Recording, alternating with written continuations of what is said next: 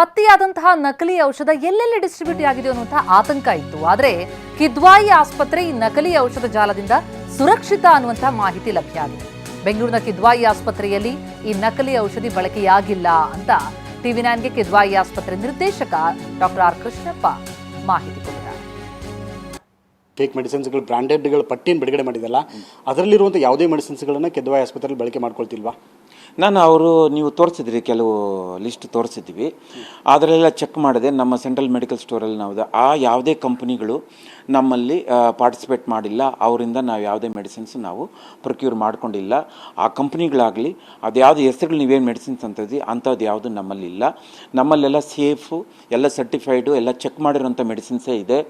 ಬನ್ನಿ, ನಿಮಗೆಲ್ಲ ಚೆನ್ನಾಗಿ ಗುಣ ಆಗುತ್ತೆ. ಈ ರೀತಿ ನಕಲಿ ಔಷಧಿ ಮಾಫಿಯಾ ಪತ್ತೆಯಾಗಿರುವಂತದ್ದು ಒಂದಿಷ್ಟು ಪ್ರಶ್ನೆಗಳನ್ನ ಹುಟ್ಟುಹಾಕ್ತಾ ಇದೆ. ಎಲ್ಲೆಲ್ಲಿ ಹೋಗ್ಬಿಟ್ಟಿದೆಯೋ ಈ ಔಷಧಿಗಳು ಅಂತ. ಆದರೆ ಕಿದ್ವಾಯಿ ಇದೆಲ್ಲದರಿಂದ ದೂರ ಇದೆ, ಸುರಕ್ಷಿತವಾಗಿದೆ ಎನ್ನುವಂತ ಮಾಹಿತಿಯನ್ನ ಖುದ್ದು ವೈದ್ಯರು ತಿಳಿಸಿದ್ದಾರೆ.